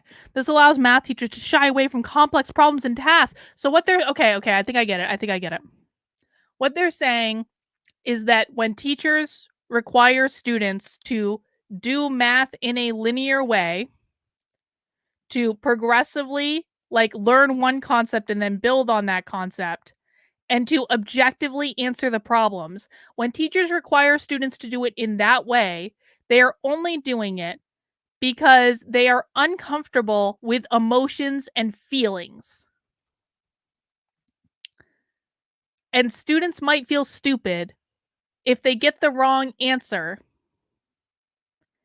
and teachers should reorganize the entire way that they are teaching math so that students feel less dumb if they get the wrong answer. Okay. Start with more complex math problems and scaffold as necessary. Verbal example. If we wanted to build a rocket, what are all the things we might need to know before we get started? Along the way, we decided that we wanted the rocket to reach the moon. What do we need to consider now? How does that teach math? When solving equations, start with the most complex problem and generate ideas for how to solve it, and use the simpler equations as examples to support these ideas. So, but like, okay, are we teaching equations in math or aren't we? Because equations are like a logical, objective way on how to do math. And so, are we teaching them or aren't they? Because you already told me that objectivity is white supremacy. As a department, engage with different ways to scaffold, starting with the most complex tasks. Okay, we're almost done, I think. White supremacy culture shows up in math classrooms when grading practices center what students don't understand rather than what they do understand. Grades are traditionally indicative of what students can't do rather than what they can do, reinforcing perfectionism. In addition, math teachers also focus grades on what is more easily measurable rather than the knowledge that we want students to have, reinforcing quantity over quality and often evaluating procedural or skills based knowledge rather than conceptual knowledge. George Andre Veloso Nunez says, what's the next step? Math and sexuality. Gay equals 1 plus 1 equals 2. Straight equals 1 plus 1 equals 3. Let's just like not be surprised if that shows up. All right. So on this one, they're saying that that math shouldn't be graded based on students getting the right answer. Instead, what you want to do is consider what grades really mean to you and articulate a plan that is consistent with those values. What do grades really mean to you? To me, grades mean that we are assessing how students are interacting and understanding the material. That's what grades mean to me. As a department, consider how you would proceed with teaching if no letter grades were given. Okay. Review alternative ways of grading, standards based, mastery based, A, B, no pass, etc. So we aren't giving out. There is actually a school. I think it's. I'm not sure if it's a school or a school district. I think it's in San Diego that was getting rid of letter grades entirely. This is not theoretical. This is actually happening in places. Equity means we don't give out grades. As a department, review current assessment and grading practices to determine what values are reinforced for the purposes of making grades more purposeful. Develop formative assessments that highlight student knowledge rather than deficient knowledge. Consider bringing in experts to help design this. White supremacist culture shows up in math classes when students are required to show their work in standardized, prescribed ways. Math teachers ask students to show their work so that teachers know what students are thinking, but that can center the teacher's need to understand rather than student learning.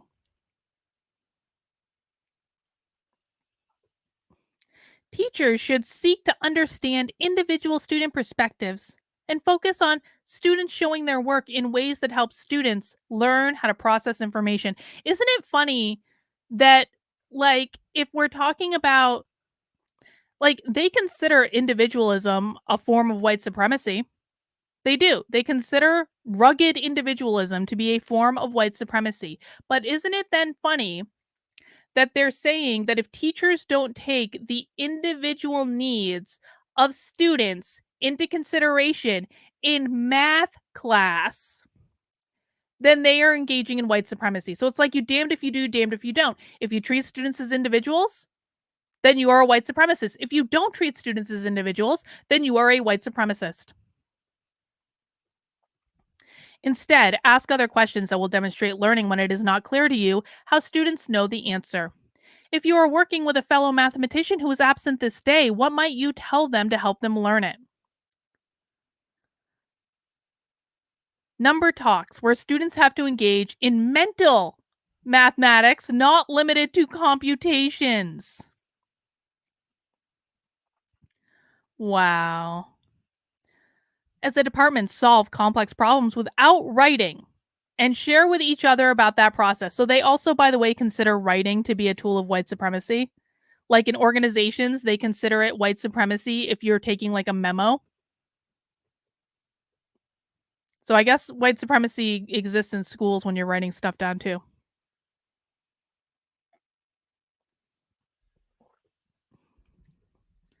Offer a variety of ways to demonstrate thinking and knowledge. Show your thinking with words, pictures, and symbols. Oh, so instead of writing down our work for the math problem, we're supposed to draw a picture. Okay. Have students create TikTok videos, silent films, or cartoons about mathematical concepts or procedures. Practice with math colleagues to understand mathematical problems without you. Wow. Look at this. They want teachers, in order to help students to better understand math, they want teachers to practice with math colleagues how to answer math problems without using words or numbers. Okay. Ask yourself, how and why am I asking students to show their work? The point should be to have a dialogue about their process and their learning, not require every student to follow the same path to the right answer. The child of immigrants might have learned a different way to solve a problem because that's how their parents were taught where they grew up. If they just tell the student their way is the wrong way, we risk turning them off to math for life. If we take the opportunity to explore why there are different ways to approach the same problem, it can be a learning moment for the entire class. Okay, so I can actually kind of get on board with this idea precisely because if I had a kid, there is no way in hell that they are ever learning new math. We're not doing any boxes. We're not doing any of that. They will learn the times tables. They will learn how to do math the normal goddamn way. And I don't want any teacher marking them down for it. And so I can kind of wrap my head around this idea.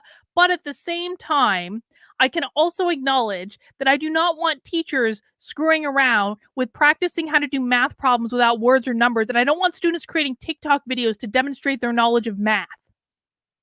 That is stupid. That is dumb.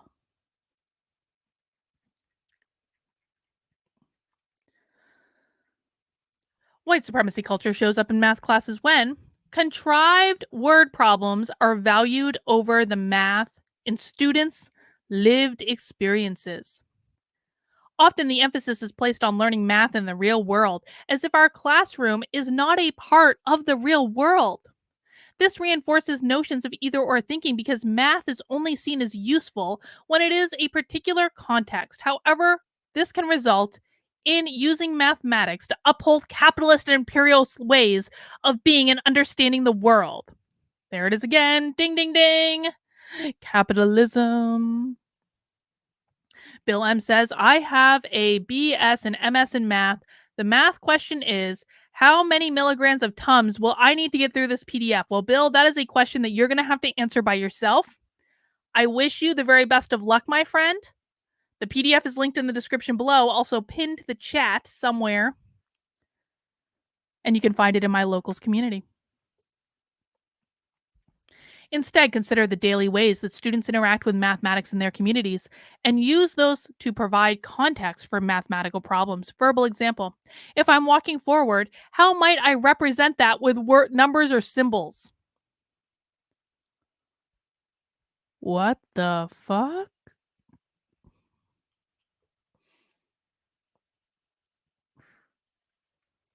If I This is what they are this is an exercise they are suggesting using in a math class. Ask the students, if I'm walking forward, how might I represent that with numbers or symbols? What if I'm walking backwards? How might I represent that with numbers or symbols? Classroom activity: use transit systems to teach concepts like positive and negative numbers or the coordinate plane. Professional development: review all the ways that the word problems and context show up in the curriculum. Limit or eliminate references to money, especially when transactional. You know why they want to eliminate references to money? Capitalism. Learn about, engage with, and incorporate ethnomathematics. Verbal example: reflect on your day so far. What math have you already used today? Classroom activity: community walks to engage with slope. Professional development: study more about ethnomathematics and how to authentically incorporate ethnomathmat. Oh my god, look at this. What is this? Living Mathmat X.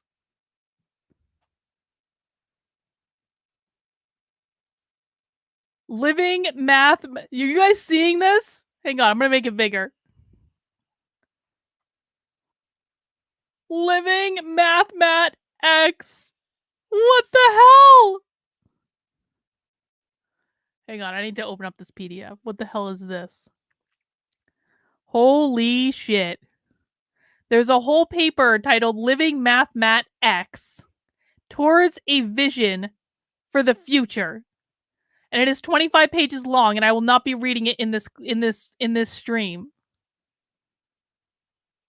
Wow.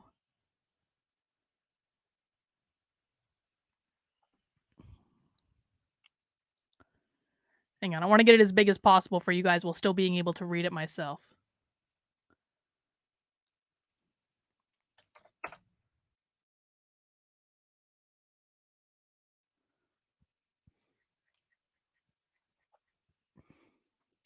White supremacy culture shows up in math classes when independent practice is valued over teamwork or collaboration. Mathematics says, I object to the ruination of my name. Yeah, Matthew, you are screwed, my friend. I am sorry. I am deeply sorry. I really am. You have a cool name, and they're ruining it. They're ruining it forever. Independent practice is valued over teamwork and collaboration. While there is some value in students being able to complete work independently, while there is some value in students being able to solve math problems on their own, when this is the only or most common avenue for learning or practicing, it reinforces individualism. I told you guys individualism was a tool of white supremacy. And the notion that I'm the only one. This does not give value to collectivism and community understanding. Why do we want to give value to collectivism and community understanding in math class? And fosters condition for competition and individual success, which perpetuates the idea that if a student is failing, it is because they're not trying hard enough or that they don't care. Co-construct knowledge in the classroom. Let's get into partners and do a think, pair, share. We will incorporate everyone's ideas and try to synthesize them. Everyone's ideas over what? Over what? Have students create mathematical definitions in their own words in groups and bring the groups together to co-construct mathematical definitions as a class. So students are now creating mathematical definitions that the entire class will be held to using. For professional development, as a department, learn about collaborative group structures and practice mathematics using these structures. Incorporate collective activities, including but not limited to group work. Give each student a number and have them group themselves with other students and explain how they grouped themselves. Then have the entire class regroup in different ways to highlight new set of characteristics. How is any of this going to teach children math? I don't understand it. As a department, research and practice group worthy tasks, as well as ways of interacting collectively with each other.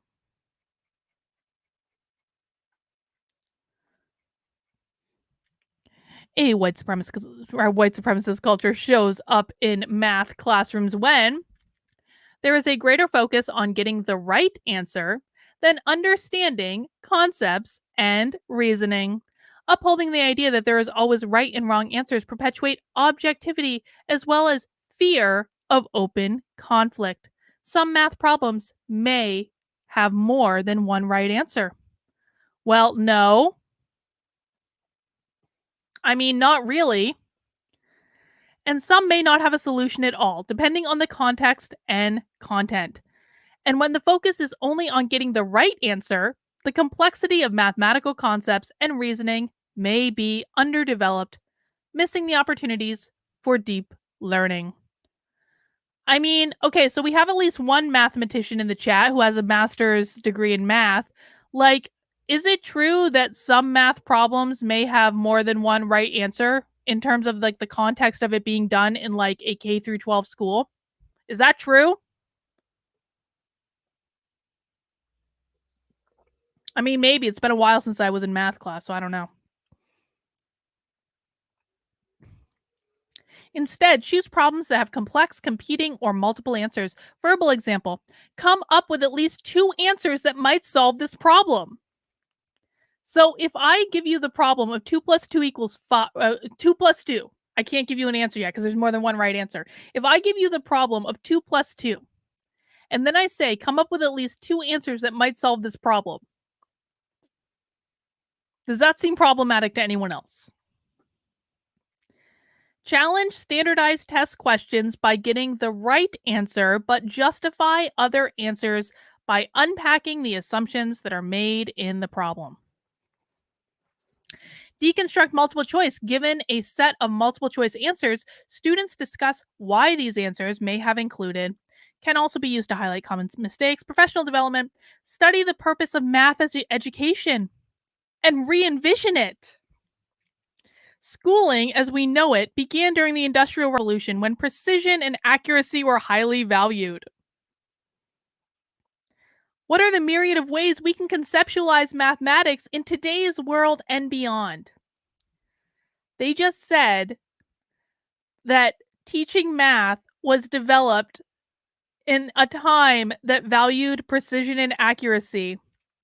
Well, we don't value that anymore. And so we should deconstruct how we're teaching math and revision it.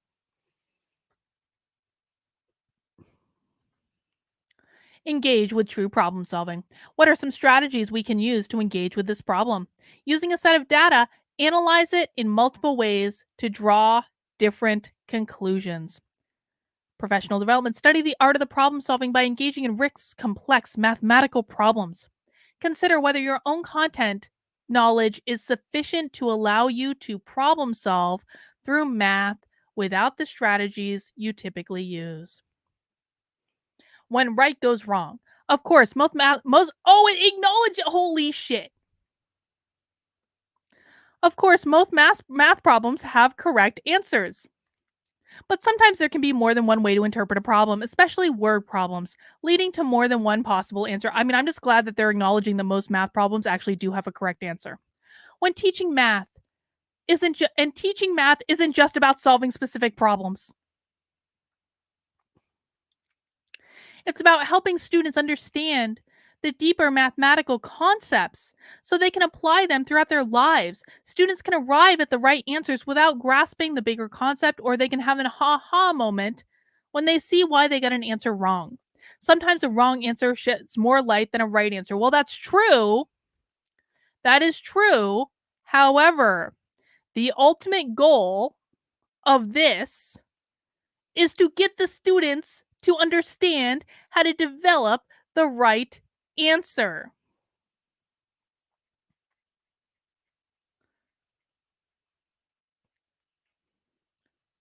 White supremacist culture shows up in math classrooms when mistakes are addressed as failures rather than opportunities to learn. Though math teachers often tout the phrase mistakes are expected, respected, inspected, and corrected, I've never heard a math teacher say that in my life, their practices don't always align.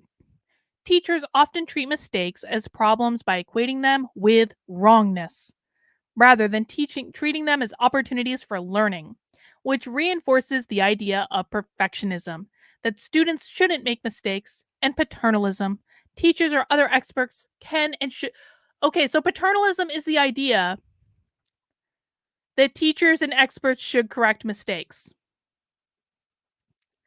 So if a teacher corrects a mistake that a student has made in high school math class, that is white supremacy. That a teacher corrects a mistake. Again, I have to ask, what are they really teaching then?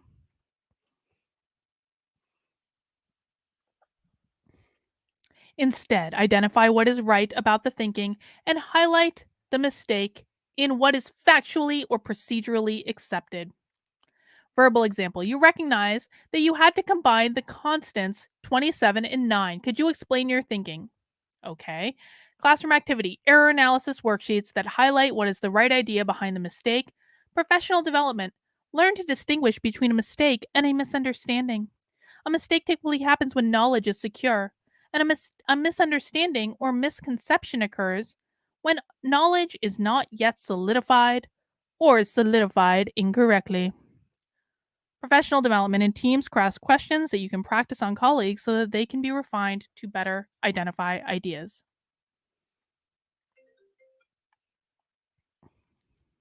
Let's see. We're almost there, guys. Almost there. We're in May already. White supremacist. I'm actually really impressed we got all the way through this. White supremacist culture shows up in math classrooms when control of classroom is valued over student agency over their learning. Unique to mathematics is the idea that new learning comes from the teacher. That's not unique to mathematics at all, actually. Even when learning is connected to previous knowledge and experiences, the idea is often that teachers provide the learning and are in charge of disseminating new information. This reinforces the ideas of paternalism and power hoarding. When students bring a different approach to doing math, teachers often get defensive and see it as a challenge to the power structures in the classroom. Holy shit.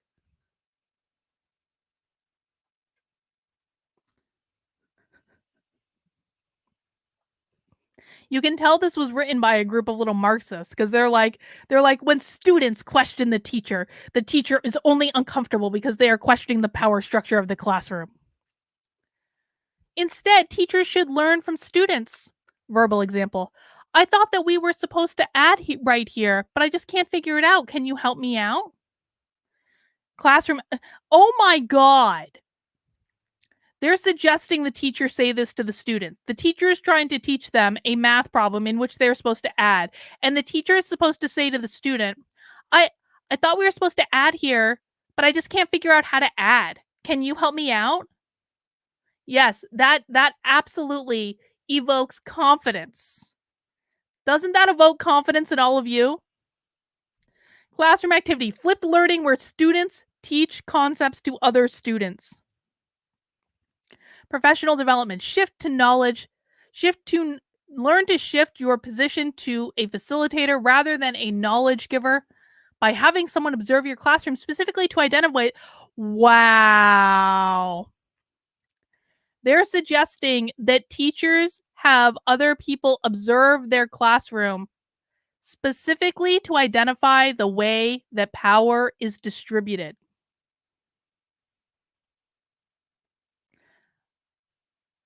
Why are we questioning whether or not teachers should be in control of their classroom? Why is this even a question? This is being taught to teachers teaching in a high school in the St. Louis area and also probably in California because there are lots of references to California.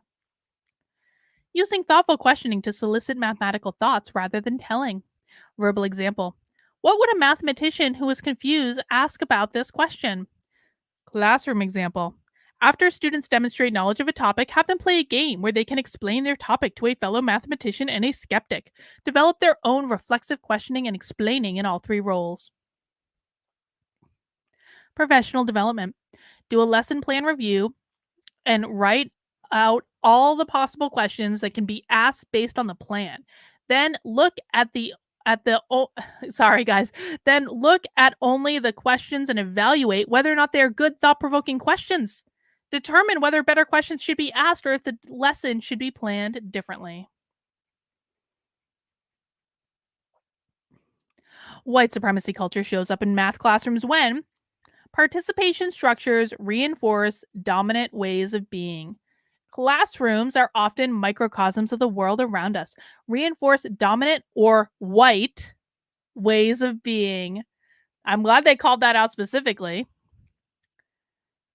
Classrooms reinforce white ways of being.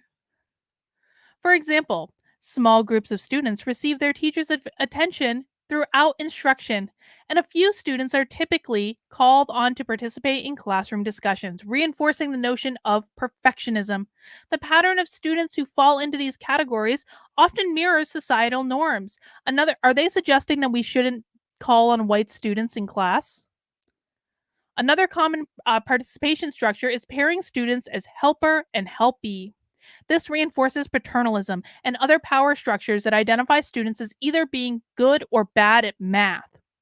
Also, requiring students to raise their hand before speaking can reinforce paternalism and power hoarding, in addition to breaking the process of thinking, learning, and communicating.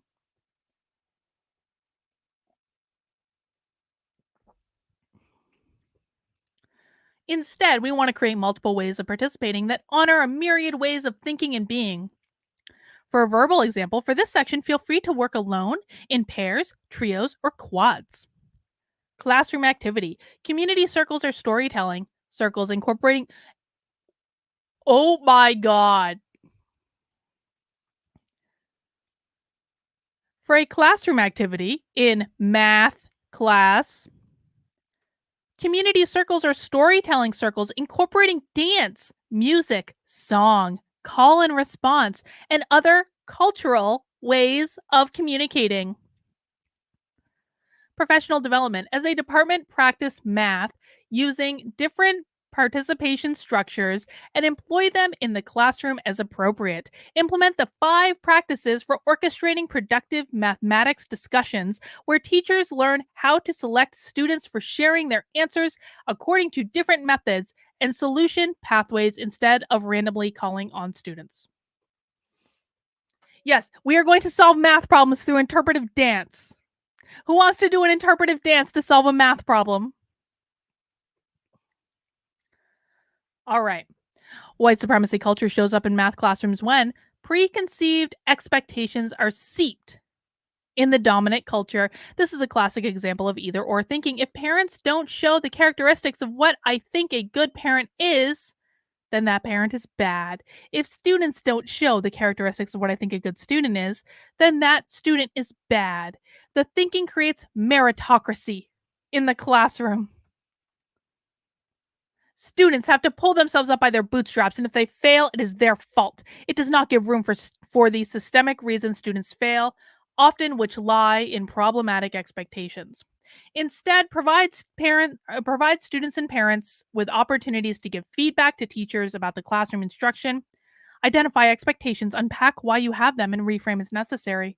Professional development as a department, identify expectations, both within and across classrooms, and interrogate them for ways in which they uphold white supremacist culture and other dominant ways of being. Realign them with anti racist, social justice, transformative justice, and restorative justice practices. That's pretty much it. Then they got their references. Guys, we made it. We made it. We made it through the pathway to equitable math instruction, dismantling racism in mathematics destruction. Don't you guys all feel much less racist than when we started this discussion? Don't you guys all feel so much less racist? I know I do. Well, I hope you guys enjoyed this little descent into madness that is anti-racist math. Again, if you would like to download this PDF is a real thing that is being used to train teachers in a school in the greater St. Louis area, at least, and probably many other schools as well. But that's where I got it from, is from a school in the greater St. Louis area. I'm gonna bet money it's also being used in California because there were lots of references to California throughout it. So keep an eye out for this because it is actually being used. And again, if you would like to download that PDF, the PDF that I used today is in my locals community right there. You can find it right there. And you can download the PDF and you can get it for yourself. I have pinned the link to the top of the thing so that you can see you can get a hold of that.